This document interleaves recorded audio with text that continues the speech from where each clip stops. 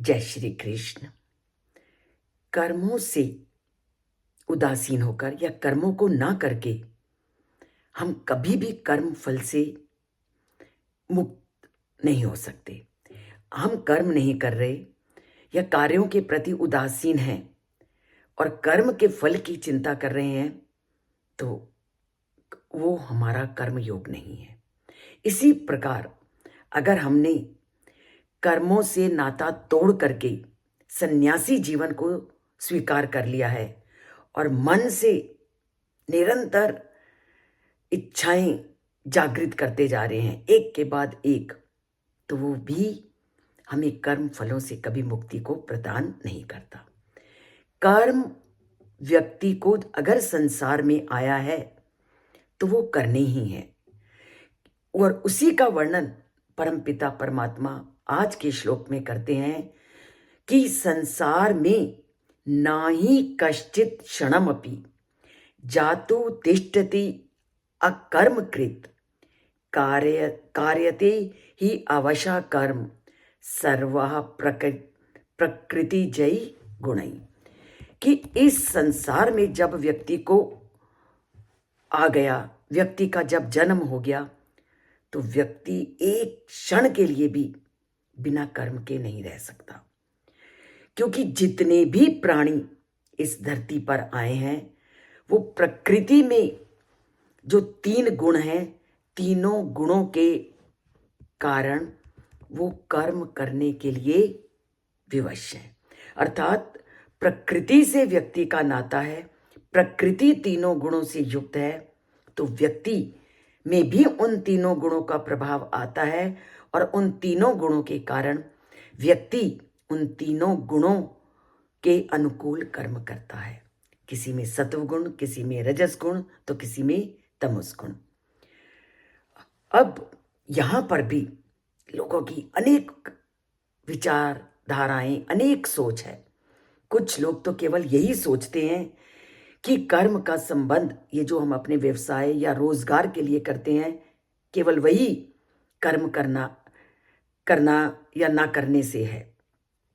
और जितने भी हमारे दिनचर्या संबंधी कार्य हैं, जैसे कि खाना पीना, सोना, जागना इत्यादि, उनको वो कर्मों में नहीं मानते। इसलिए अधिकतर लोग जो गीता के इन श्लोकों को सुनते हैं वो क्या समझते हैं कि कर्म त्याग का मतलब है अपने व्यवसाय को छोड़कर उस परमात्मा में लग जाना और कर्म ना करना। लेकिन परमपिता परमात्मा कर्म त्याग को ये नहीं मानते। उनके अनुसार शरीर, मन और वाणी के द्वारा भी जो हमारी गतिविधियां की जाती हैं, जो काम किए जाते हैं, वो भी कर्म है। तो सबसे पहले ये जो हम अपने दैनिक कार्य हैं उनके प्रति हमें सचेत होना जरूरी है। इसलिए वो अर्जुन को कहते हैं कि मनुष्य एक क्षण के लिए भी बिना काम के नहीं रह सकता। जैसे कि हम अभी बैठे हैं, वो जो बैठना है वो भी एक काम है। जब हम लेटते हैं वो भी काम है, और जब हम नींद में होते हैं तो वो भी काम है, क्योंकि मन स्वप्न में देखने में लगा हुआ रहता है। यहां तक कि हम गहन निद्रा में चले जाते हैं तब भी क्या है, कभी हम सब अनुभव करते हैं कि हमारा शरीर, हमारा हृदय और जितने भी शरीर के अन्य अंग हैं वो काम करते रहते हैं।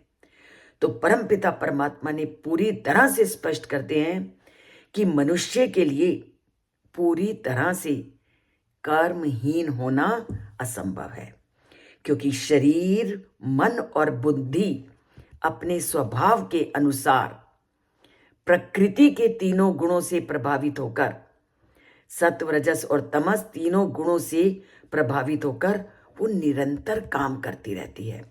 जिस श्लोक का परमपिता परमात्मा ने आज वर्णन किया, भागवत में भी उसी का वर्णन है। और क्या कहा, ना कश्चित क्षणमपि जातु तिष्ठति अकर्मकृत कार्यते ही अवशा कर्म गुणै स्वाभाविक बलात्। तो कोई भी मनुष्य एक क्षण के लिए भी कर्म के बिना नहीं रह सकता, क्योंकि प्रकृति के तीनों गुणों से वो हमेशा प्रभावित होता है। जब हम कर्म के बिना नहीं रह सकते तो हमें कर्म करने कैसे हैं?